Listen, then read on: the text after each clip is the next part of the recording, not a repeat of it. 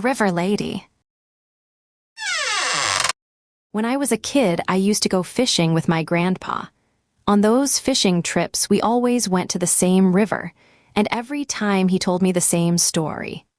Once upon a time, a lumberjack was walking through here when, by accident, he dropped his axe into the river. He gazed at the water, looking for his axe. Suddenly, something started to ascend from the depths of the river. The lumberjack walked away, fearing what was coming. A beautiful woman with bluish hair and long robes appeared from the river waters. Stepping on the water surface, she started walking in the lumberjack's direction. She brought a golden axe in her hands, shiny and magnificent. She asked him if that was the axe he dropped into the water. The lumberjack humbly said no, that his axe was made of iron, old and rusty. The river lady smiled to the lumberjack and returned to the depths. When she came back, she brought the golden axe and the lumberjack's axe. She gave both to him and said, for his honesty, she would return his axe and also offer the golden one.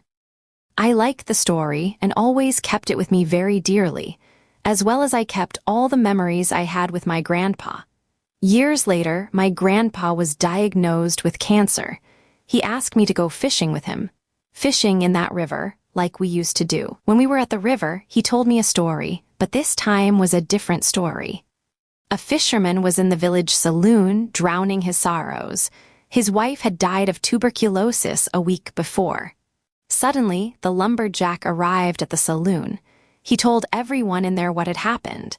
They were amazed by the river lady. They intended to visit her on their own to obtain their riches. That night, the fisherman approached the river with a wheelbarrow. He dropped the rotting corpse into the river and waited for the lady. She emerged from the water, but this time she was different. She was fully blonde and wearing no robes. She asked the fisherman if it was her that he lost on the river. He said no, and the lady returned to the depths of the freezing waters. When she came back, she was dragging a pale and wet woman. The lady said that for the honesty of the fisherman, he could take the one he dropped, and her as well. He put the woman's body on the wheelbarrow again, then started to walk back home, while it was possible to hear the bare feet of the lady following him. After the fishing trip, we returned home. As we walked in, it was possible to smell lunch was ready, my grandma's work, of course. When entering the kitchen, I saw that blonde hair that I would recognize everywhere. My grandma, young and vigorous, looked at us and said for us to sit down. The lunch would be served. A few days later, my grandpa died, and my grandma disappeared. Last time someone saw her, she was completely naked, entering the river's waters. Tonight, I'm taking my grandpa for a walk in the forest. I hope when we return he will be able to tell me stories again. Submitted by /U or Murrow76 link comments.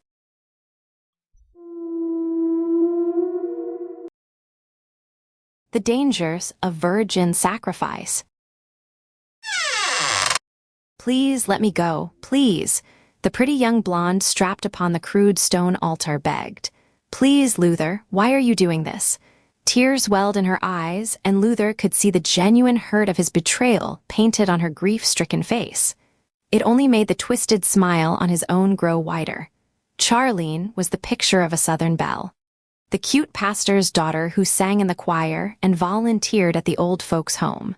The girl all the boys wanted, but none could have, sweet as a Georgia peach, one that Luther had been more than happy to pluck. Now locked away in the cellar of the Blackwell farmhouse, it was time for that sweet little peach to fall to rot and ruin. He had played the role perfectly, sauntering into Charlene's life, the bad boy that was just dangerous enough to pique the interest of such a sheltered girl. Daddy, I can change him. Luther imagined her crying when the old pastor had surely warned he was trouble. Slowly, he had gained the girl's trust until she was wrapped around his finger. He had lured her to his family's old farm under the guise of a birthday surprise, and oh, what a surprise it was. She had walked right to her own grave, giggling and blindfolded, didn't even put up a fuss when Luther tied her up.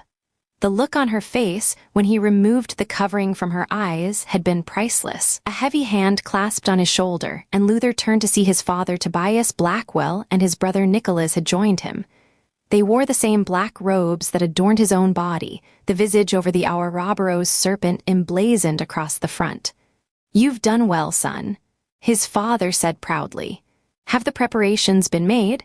"Yes, father. I was just about to add the finishing touch." Luther replied, smiling as he drew the box cutter from beneath his robe. Charlene barked out a sharp yelp when Luther carved the horizontal slash across her exposed stomach.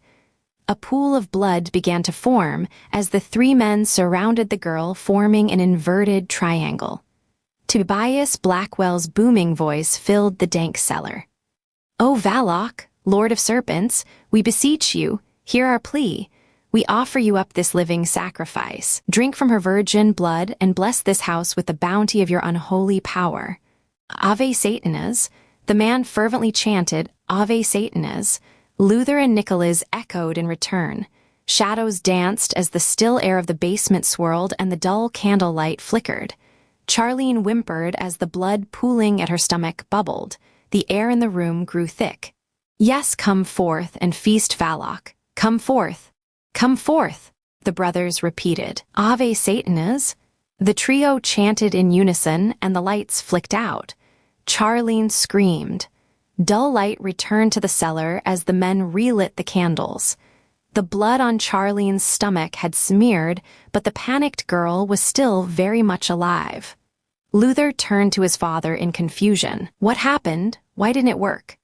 Before Tobias could answer, the ear-splitting scream of Nicholas pierced the silence as he frantically barreled into the two men, grasping and swatting about himself in a panic. The black robe that once adorned his body had transformed into a writhing nest of black snakes. Hundreds of them tangled and wrapped themselves around the body of the young Satanist, biting and strangling the boy. He collapsed to the ground in a fit of convulsions as the swarm coated his body, the snakes slithering their way in through any and all exposed orifices. Tobias and Luther clambered over to Nicholas and began ripping snakes away, but the thick coating of serpents never seemed to end. Tobias' breath became heavy and the man's chest heaved. A rough, wet cough rang out from the man's body. Luther saw the gorge growing in his father's throat as a black serpent, thick as a fence post, erupted from his father's mouth, distending his jaw. The man collapsed in a heap beside the writhing remains of his youngest son, his breath stolen by the monstrosity obstructing his airway. Luther backed away from his fallen family in a panic. "What did we do wrong?" he cried out, mind racing as he waited for the unholy retribution that he was sure would soon befall him as well. "We did everything right, damn you. Dad knew the ritual by heart. Why are you doing this to us?" He whimpered to an uncaring master, babbling like a toddler who couldn't comprehend why it was being scolded. Luther looked over to Charlene, and his stomach sank. There was no way right. Surely she didn't. Luther felt the ground below him start to give way and black tendrils sprouted from the earth and began to wrap themselves around him. Slowly, his body began to sink into the ground as the hard dirt around him turned to a vile, frothing black slime. Before he was pulled down into the darkness of eternity, he cried out, "Damn it, Charlene, don't tell me." The girl strapped to the altar blushed as she huffed out a reply. "It was just once. The back door wasn't supposed to count." Submitted by /U or PETMY Puppies. Link comments.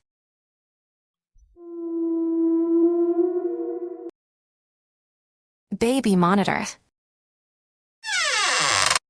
"Hush, little baby, don't you cry. Mama's gonna sing you a lullaby," my wife sang, rocking my daughter's crib back and forth. Sitting up in bed and rubbing my temples, I felt that familiar feeling come over me. My wife was so loving, so deeply affectionate towards our little Roxanne. I remember when she was first born, I shamefully grew a little jealous. I quickly remembered that this was natural, however. A mother's love is a force to be reckoned with, and I, a mere mortal man, was no exception to the rule. And if that mockingbird don't sing, Mama is gonna buy you a diamond ring. I stared at the monitor, tears welling up in my eyes. I felt so blessed to have her, so blessed to be able to experience this life with her, through the good times and the bad. I couldn't have asked for a better family. My daughter's crib continued to sway gently back and forth as her mother sang. And if that diamond ring turns brass, Mama's gonna buy you a looking glass. I figured it was time to go get her. This wasn't the first time I'd had to take over during one of her late-night trips to Roxanne's bedroom. She just looked so exhausted and mentally drained. And if that looking glass gets broke, Mama's gonna buy you a billy goat. I carefully pushed my daughter's door open and approached my wife as gently as I could. The first thing that hit me, hell, the first thing that hits me anytime I enter my daughter's room, was the smell. That sickly sweet scent of decay and rot. The smell that me and my wife tried our best to ignore for the last 3 years. I found my wife going through her usual routine. Cradling the blanket that held what remained of our little girl as she rocked back and forth, eyes closed contently. Though her eyelids were shut tightly, tears still ran down her face as she continued sing. I placed a light hand on her shoulder before pulling her into a hug as she began to sob uncontrollably. I tried my best not to look at the skeletal remains that were propped against my wife's shoulder, but much like most nights, they still caught my eye. This caused me to cry too as I hugged my wife tighter. I swore I could hear cooing coming from under the blanket, the soft pouts of my little girl. I told myself that I was imagining it, nearly convinced myself it wasn't real. But even so, the cooing persisted, causing me to slightly lose my grip on reality. Through the madness, through the tears, through the years of silent heartache, all I could think to tell the woman I married was the same thing I'd been telling her for the past 3 years. I know, honey, I miss her too. Submitted by /U or Donovan221 link comments.